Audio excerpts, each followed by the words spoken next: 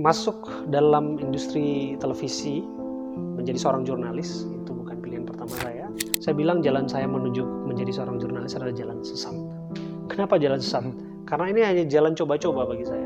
Jadi bagi saya daripada saya nganggur lama-lama, bagus saja ikut ke dalam. Ternyata waktu saya ikut ke dalam, wah luar biasa, menyesal. Buat teman-teman, buat sahabat saya sebut sobat ya yang menyaksikan ini, saya cuma bilang dan bertekunlah dan tetap berpengharapan di sana. Karena apa? Karena kalau itu semua dilakukan, kita nggak akan gampang kecewa, hasil tidak akan mengkhianati kerja keras yang sudah dibangun bertahun-tahun lamanya.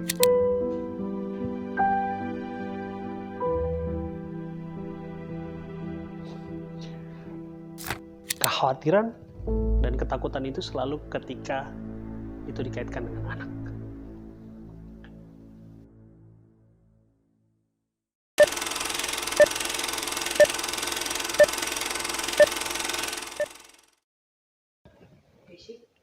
Oke, kamera roll, action.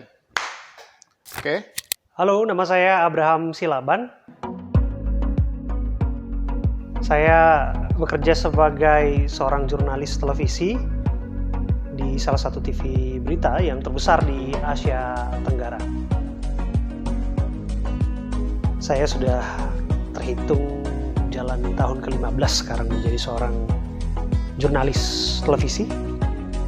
Dan selain saya bekerja sebagai seorang jurnalis, saya juga adalah seorang bapak yang punya satu orang anak. Dan saya menikmati peran saya, keduanya, baik itu sebagai seorang jurnalis, tapi juga sebagai seorang bapak. Anak saya namanya Abriel, usia 3 tahun. Dan semoga saja Abriel lekas punya adik ya. Saya lahir dan besar di Sumatera Utara, di satu kabupaten yang namanya Kabupaten Simalungun. Dia jaraknya 4-5 jam perjalanan dari kota Medan.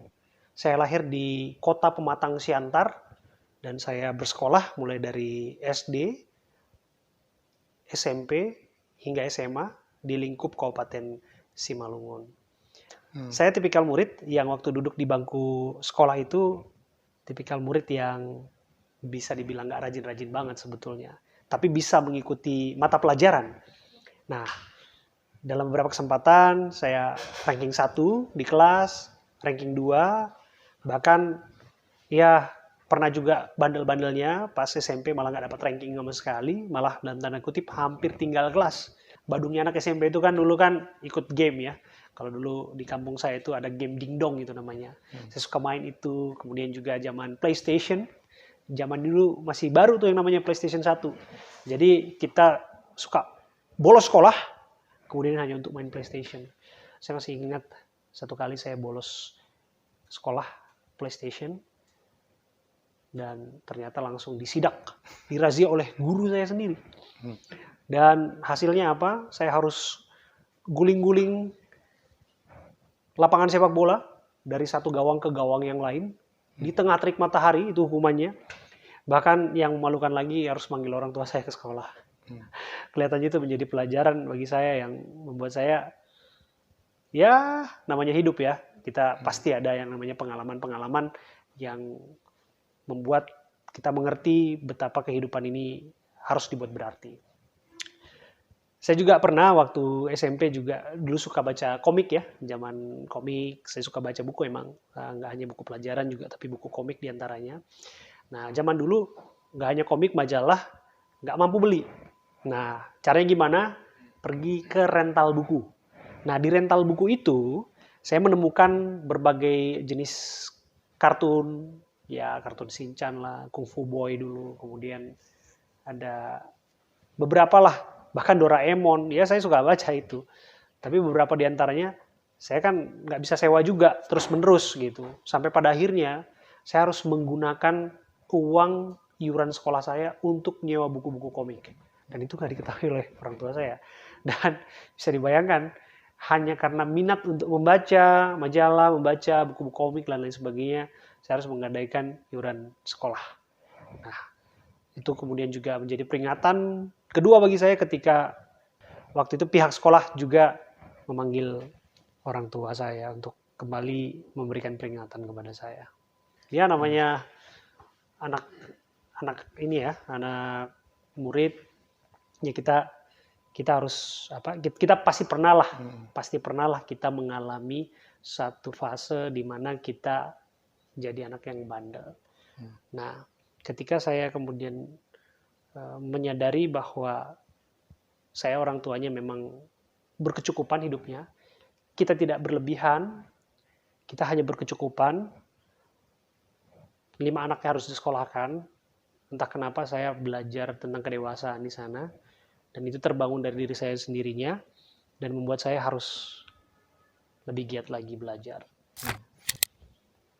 Saya jurusan Hubungan Internasional Universitas Padjadjaran tahun 2006 masuk. Waktu itu yang saya alami dalam proses untuk menuju ke sana memang cukup berat.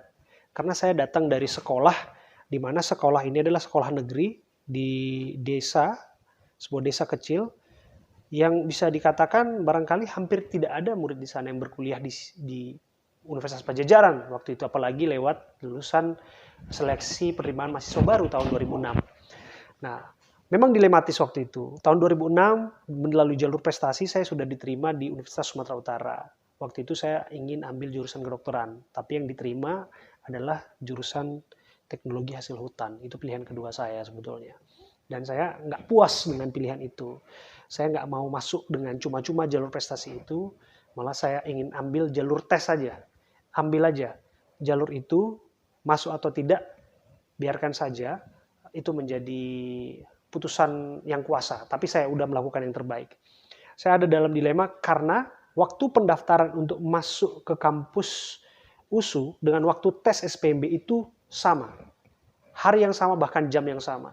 Jadi sengaja dibuat oleh pihak universitas untuk kita harus memilih salah satunya. Kita harus tes atau kita harus ambil yang sudah ada di depan mata. Waktu itu guru-guru saya datang ke saya dan bilang, ambil saja di depan mata, kamu kuliah di Medan saja, dekat dengan orang tua dan lain sebagainya. Tapi bagi saya, itu bukan pilihan saya. Saya yakin saya bisa lolos kuliah di Bandung, di Universitas Padjadjaran, dan saya amini itu, saya lakukan yang terbaik. Sekalipun saya dihujat oleh guru-guru saya, teman-teman saya yang nggak dapat bangku kuliah dan lain sebagainya, nggak dapat kesempatan yang serupa. Tapi entah kenapa memang itu sudah rezeki saya. Dari sini saya belajar ya, kalau misalnya memang kita bekerja keras, kita bertekun, yang namanya hasil pasti tidak akan mengkhianati. Saya nggak bisa bandel, sebandel-bandelnya, karena dari SD, SMP saya ngekos karena saya di sekolah Katolik, tapi masih berdekatan lah, jarak setengah jam dengan rumah. SMA saya dekat dengan rumah, jadi artinya dekat dengan orang tua, jadi nggak bisa bandel maksimal, itu istilahnya. Tapi kemudian praktek bandel maksimal itu saya jalankan ketika saya kuliah sebetulnya. Nggak berencana sih, tapi yang namanya pergaulan ya. Ya saya sempat terjebak dalam satu pergaulan yang menurut saya nggak membanggakan lah di masa kuliah. Sekalipun ya, kuliah saya berjalan dengan lancar. Kuliah saya tetap on schedule, bahkan saya lulus 3 tahun 8 bulan dengan cum laude. Tapi di sela-sela perjalanan itu saya juga mengalami fase di mana ya kita bandel lah. Ya namanya anak muda, pasti pacaran sana sini dan lain sebagainya. Ya tapi masih dalam kadarnya. I don't do drugs. Saya nggak narkoba. Saya nggak yang aneh-aneh lah. Tapi ya namanya anak muda lah. Dan itu pun juga memberikan pelajaran bagi saya sebetulnya. Jadi di kampung kami, kita selalu diingatkan kalau misalnya orang tua kita itu adalah orang tua yang bersahaja, berkecukupan. Jadi selalu saja ada memori bagi saya untuk nggak boleh bandel lama-lama, karena orang tuamu itu memeras tenaganya, memeras keringatnya untuk menyekolahkan kamu. Makanya saya sampai pada saat ini, saya masih mengingat itu, termasuk ketika saya kuliah utamanya, saya mengingat itu, kiriman-kiriman dari orang tua saya kelola, dan ya itu yang menjadi motivasi saya untuk bisa sukses sampai saat ini. Masuk dalam industri televisi, menjadi seorang jurnalis, itu bukan pilihan pertama saya. Jurusan saya hubungan internasional, saya bercita-cita menjadi seorang diplomat. seorang yang bekerja di luar negeri, seorang yang berdiplomasi dengan delegasi-delegasi luar negeri, sebagaimana disiplin keilmuan saya. Tapi pada praktiknya saya nggak masuk ke sana. Saya bilang jalan saya menuju menjadi seorang jurnalis adalah jalan sesat. Kenapa jalan sesat? Karena ini hanya jalan coba-coba bagi saya. Saya masuk menjadi seorang jurnalis melalui audisi presenter televisi TV One tahun 2010 di bulan Januari Februari. Waktu itu mereka melakukan audisi di kampus Universitas Indonesia dan saya menjadi salah satu yang masuk dalam kualifikasi di sana, sekalipun saya waktu itu belum lulus. Dan waktu itu diberikan kesempatan, bahkan semacam garansi untuk masuk ke TV One tanpa testing, karena barangkali dianggap berbakat lain sebagainya. Tapi tujuan saya waktu itu terus terang hanya ingin bertemu dengan idola-idola saya, presenter-presenter televisi yang sering saya saksikan di layar kaca. Ada beberapa nama, sebutlah ada Tina Talisa, kemudian juga ada Grace Natali, kemudian ada Alvito Dinova, Indiarto Priyadi, dan nama-nama lain yang memang berkiprah waktu itu di TV One. Dan waktu itu ketika saya merasa bahwa saya lolos nih, apakah saya ambil? Itu waktu itu masih bergejolak juga, belum tentu diambil juga. Tapi kan kenyataannya saya waktu itu lulus April dan saya nggak mau nganggur lama-lama karena bukaan Kemlu, Kementerian Luar Negeri waktu itu penerimaannya itu Oktober. Jadi bagi saya daripada saya nganggur lama-lama, bagus saja ikut ke dalam. Ternyata waktu saya ikut ke dalam, wah luar biasa, menyesal. Gimana? Betul menyesal. Kenapa saya menyesal? Karena di luar dugaan saya, apa yang saya pelajari waktu saya di kampus mengenai disiplin ilmu komunikasi internasional, kan kita juga belajar diplomasi dan sebagainya, saya pikir masih relate ya dengan kerjaan di televisi ya. Ternyata nggak semudah itu. Saya baru menyadari ternyata menjadi seorang reporter di lapangan itu butuh daya tahan yang tinggi, butuh daya juang yang mumpuni. Dan bagi saya panas-panasan, hujan-hujanan, bahkan mohon maaf ya, sebelum kita megang mic bahkan kita juga ikut tarik kabel untuk live dan lain sebagainya. Saya sempat berpikir, apa iya saya kuliah tinggi-tinggi sampai sarjana hanya untuk tarik kabel seperti ini. Dan di sana saya melalui proses yang melihat bahwa jangan meremehkan pekerjaan apapun, sekalipun itu kecil ya, tapi itu punya tanggung jawab yang besar.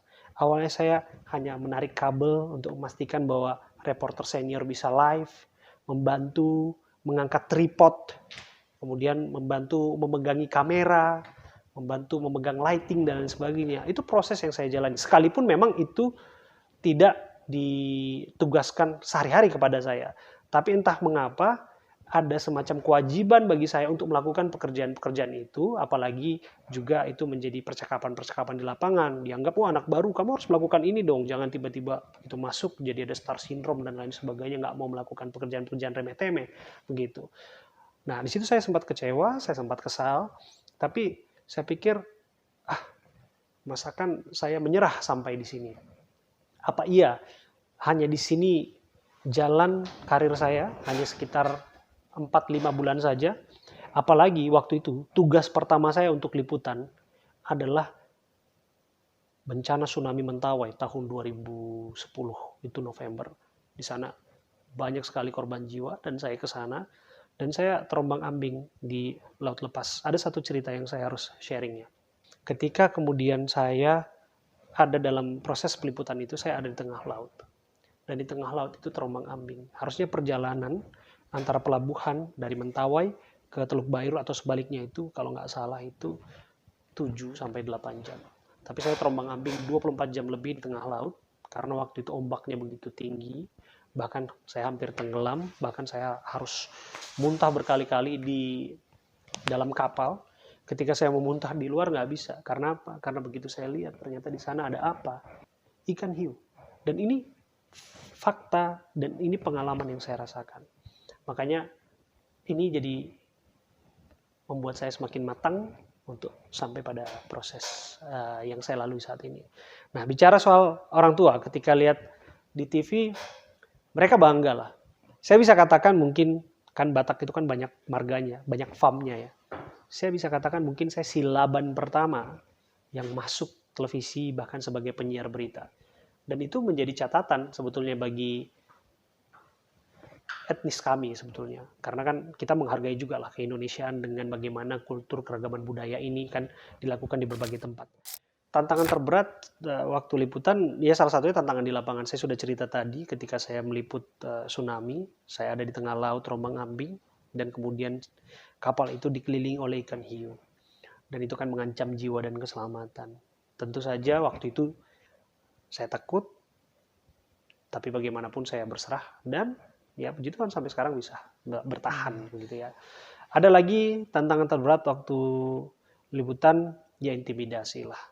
Intimidasi dari pihak-pihak tertentu yang saya nggak bisa ceritakan tentu saja, bahkan juga barangkali ya, yang kita takutkan kan ini sampai ke keluarga sebetulnya, dan semoga itu tidak terjadi begitu, sekalipun nada-nada miring seperti itu kan kerap diungkapkan dan sebagainya. Nah ini yang bagi saya tantangan sebetulnya, apalagi saya kerap kali melakukan peliputan-peliputan mendalam. Bagi saya selama bahwa itu hanya semacam pesan-pesan yang tidak jelas asal muasalnya, apalagi disampaikan melalui media sosial dan sebagainya, bagi saya sih saya abaikan saja. Saya cerita pengalaman saya tentang meliput berbagai kasus ya.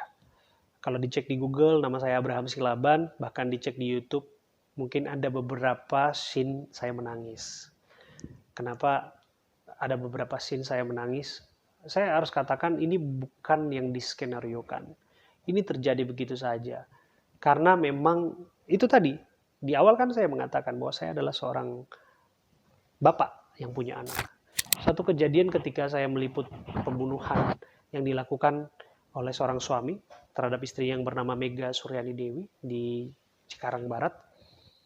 Ini betul-betul hal yang benar-benar di luar nalar saya, di luar nalar siapapun. Pembunuhan itu dilakukan di depan anaknya. Bahkan saya satu-satunya jurnalis yang masuk ke dalam dan melihat bercak darah berbentuk tangan anak di dinding menempel.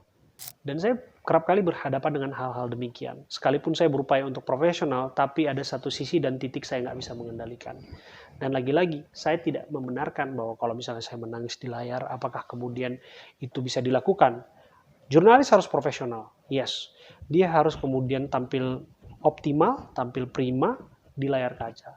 Tapi bagi saya, apa yang orisinil, apa yang otentik, itu nggak bisa dikelabui.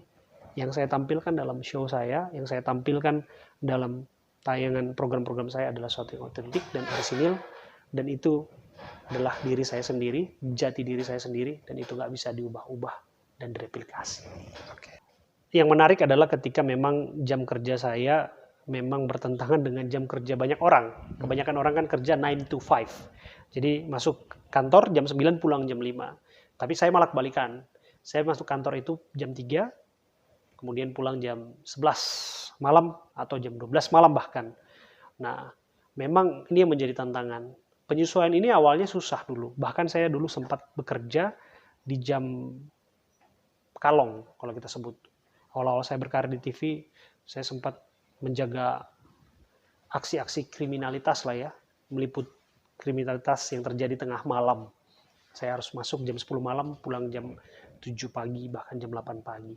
Itu yang saya alami.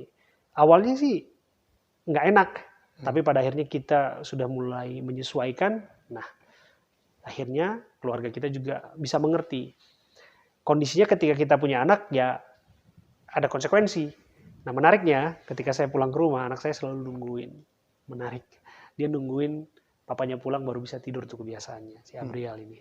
Nah, ini yang bagi saya membuat saya menjadi penguat lah ya kalau capek kerja. Bahkan bisa dibayangkan anak 2 tahun, 3 tahun, dia nungguin papanya jam 11, bahkan jam 12 malam dia tungguin, baru dia bisa tidur. Dan itu kejadian, bahkan sampai saat ini pun itu kejadian. Makanya setiap kali saya siaran, beres siaran malam, saya suka cepet-cepet untuk beres-beres, langsung tancap gas karena saya tahu ada orang yang mencintai saya di rumah, menunggu saya pulang. apakah saya melihat masa depan saya dan masa tua saya dan mengambil keputusan untuk pensiun sebagai seorang jurnalis? Terus terang saya belum bisa menjawabnya. Apakah masih ada hasrat untuk kemudian mengambil bagian lain dari profesi yang dirasa adalah cita-cita di masa lalu, menjadi diplomat dan lain sebagainya? Masih ada sebetulnya. Tapi yang saya ketahui adalah di mana saya berada saat ini, di detik ini saya sedang berbicara sebagai seorang jurnalis, saya akan tetap melakukan yang terbaik dalam tugas saya sebagai seorang jurnalis. Saya nggak melihat bahwa saya akan pensiun sebagai seorang jurnalis, tapi yang saya tahu, apapun yang saya kerjakan, saya harus berdampak kepada banyak orang. Kuncinya di situ. Apa quotes buat orang yang nonton ini, anak-anak muda yang pengen menjadi seorang jurnalis kayak lo? Oke. Buat teman-teman, buat sahabat saya sebut sobat ya yang menyaksikan ini, saya cuma bilang satu hal ya.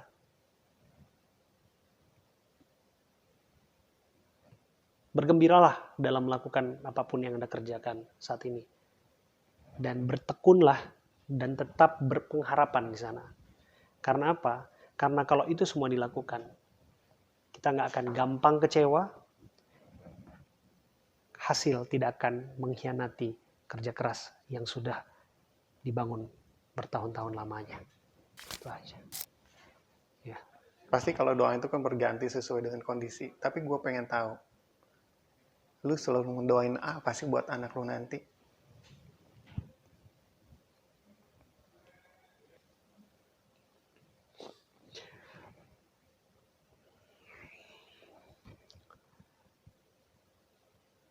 Di setiap tidur saya, di setiap saya menutup mata, memejamkan mata, saya selalu berpikir, kapan waktu saya Tuhan? Kapan Engkau panggil saya? Dan kekhawatiran dan ketakutan itu selalu ketika itu dikaitkan dengan anak. Dalam doa saya cuma bilang kayak gini sama Tuhan. Tuhan, kelak apapun yang saya kerjakan, apapun yang saya lakukan, dan kalaupun ini semua sudah tuntas sesuai dengan waktumu dan Kau panggil diriku, please, tolong jagain anak saya. Tolong rawat dan berikan kebutuhan dan keperluan sesuai dengan rencanamu. Ini senantiasa ada dalam doa saya. Dan tak kenapa ya pertanyaan ini ditanyakan, ini pertanyaan yang sangat relate sebetulnya pada saya. Tolong memandang bahwa, oh lu lagi ngidap sesuatu ya bro? Enggak. Lu lagi punya penyakit sesuatu? Enggak.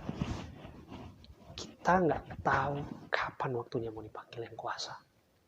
Bisa aja melalui cara-cara yang di luar nalar kita, di jalan misalnya, kita lagi nyetir, lagi liputan misalnya, atau ada orang yang iseng, orang yang benci dalam apa yang kita lakukan dan kita kerjakan, sah-sah saja.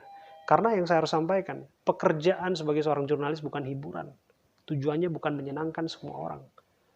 Bahkan mohon maaf, ada juga pihak-pihak yang tersakiti dengan apa yang kita sampaikan. Karena bagaimanapun fakta dan kebenaran itu menyakitkan. Tapi bagi saya, sekalipun itu menyakitkan, itu ugly truth, harus disampaikan. Maka saya sampaikan. Kalau memang ini waktunya saya, ya saya cuma bilang kepada Tuhan, Tuhan tolong jagain anak saya. Dan itu saya bawa dalam doa saya, selalu. Dan saya selalu percaya, kalau saya lihat anak saya, dia lihat saya, dan saya selalu berdoa, misalnya kayak tadi malam saya doa dengan anak saya minta dia doain saya. Dan saya doain dia, dan saya kalau saya lihat raut wajahnya, saya masih melihat bahwa dia masih membutuhkan saya. Ini loh, dia masih membutuhkan saya. Artinya berarti Tuhan masih akan memanjangkan umur saya. Artinya Tuhan masih ingin saya masih membina anak ini, mendidik anak ini. Tapi pun kalau misteri ilahi itu kemudian jauh dari harapan saya, misalnya, siapa kita manusia yang bisa menafikan itu semua. Gitu. Karena di bawah kolong langit ini ya semua itu di tangan Tuhan. Gitu. Maka apapun kesombongan kita hari-hari ini, apapun yang kita banggakan hari-hari ini, dengan sekejap mata kita bisa selesai. Masuk di sebuah liang lahat yang ukurannya cuman paling besar 2 kali 3 meter itu. Selesai. Gitu. Maka bagi saya, selama saya masih hidup, saya berupaya untuk berkontribusi dan melakukan yang terbaik bagi orang di luar sana. Setidaknya bukan untuk menyakiti orang lain, dan harapan saya untuk menolong orang-orang di sekitar. Gitu. Oke. Terima kasih. Abraham Silaban. Lu kenapa bisa nanya itu? Kayaknya itu ada di situ deh, Kang. Ada.